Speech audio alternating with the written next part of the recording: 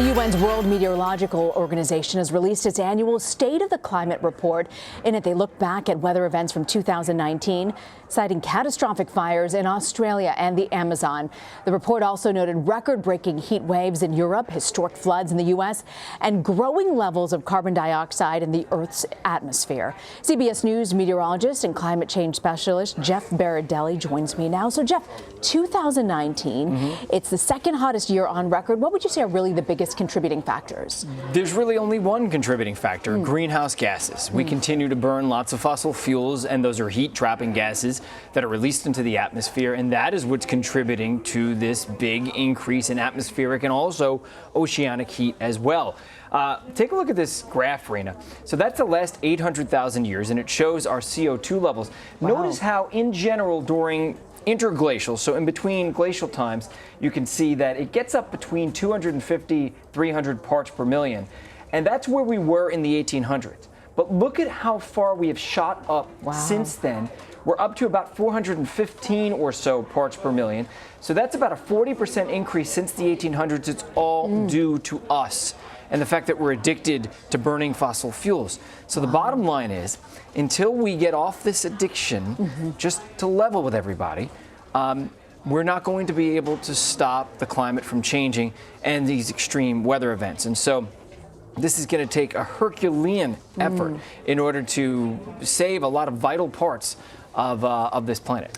You look at the wildfires, they've ravaged something like 46 million acres of land in Australia alone. And then you've got here 2 million acres of rainforest in the Amazon. Talk to me a little bit about carbon dioxide present in the atmosphere. How big of an impact does that have when you're talking about global climate change? Right. So when you talk about the Amazon or trees in Australia, trees absorb carbon dioxide. We need them to buffer the system. If we didn't have trees, and to be honest, if we didn't have the ocean to take in all that extra heat, we'd really be in trouble right now. The Amazon is in the process of transitioning right now from a lush tropical rainforest, an old growth forest that absorbs a lot of carbon dioxide. It's transitioning to a savanna. Scientists are saying that it could be a few years before it hits a tipping point in which it no longer can be stopped from transitioning out of a tropical rainforest. Think about how vast the Amazon rainforest is and how important it is to biodiversity and also to sucking in that carbon dioxide from the atmosphere. So as we lose the Amazon rainforest, we continue to exacerbate the situation because it releases more carbon dioxide into the atmosphere. The Earth can no longer take it in, and temperatures rise even faster. You know, 2019 wasn't just about wildfires. There were also increases in floods, rainfall. How does rising temperatures and rainfall go hand in hand? You know, it's pretty simple. Warmer atmosphere holds more water and it squeezes out more rainfall. Actually, we have a number for it. For every 1 degree Celsius of warming, we have about 7% more moisture that can be held by the atmosphere. We know exactly. And when storms congregate that heat and congregate that moisture, it's not just 7%, it's a lot more than that. So 7% for every degree Celsius of heating. And so we're seeing systems produce a lot more rain. Harvey was a good example of that. Florence was a good example of that. And we saw plenty of examples of it this year. In the Midwest, we saw tremendous flooding. And all these things, they're not due directly just to climate change. They're due to weather patterns, which are kind of enhanced by climate change. It's almost like getting an injection of steroids. That's what these storms are getting, an injection of steroids, making them that much more extreme.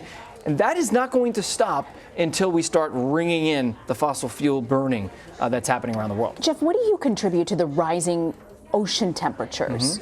What's causing that? So 93% of the excess heat that we are causing due to, fossil fuels trapping that heat go into the oceans. 93%.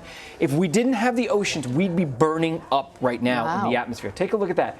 Look at the bottom. You can see the air and land, how small a sliver the excess heat is going into the atmosphere. But look at how much the excess heat is going into the deep ocean and the upper ocean. It's almost all of it. So that acts as a buffer.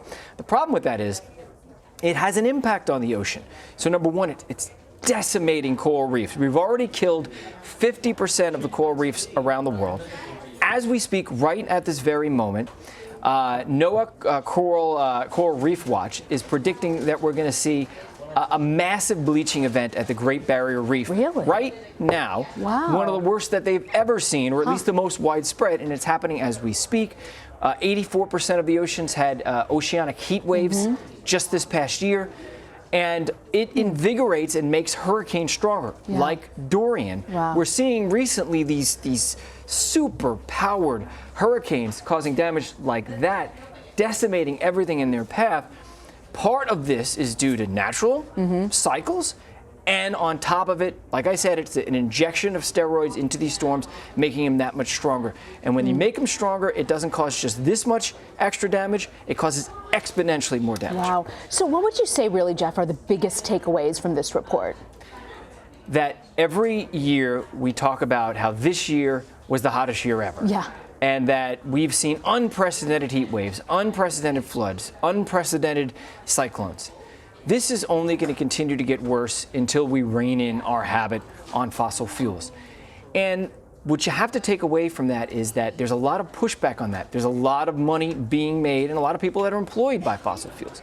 However, you also have to look at it as an opportunity. If we transform the economic system to one of sustainable energy, there's a lot of money to be made, a lot of jobs to be created. In order to make the changes that we need to make to kind of save planet Earth and ourselves and many species, we need fundamental change, and that undoubtedly has to create millions and millions of jobs. And so the bottom line is this could be a good news story, but we have to do our best. Jeff Berardelli, thank you, Jeff. You're welcome.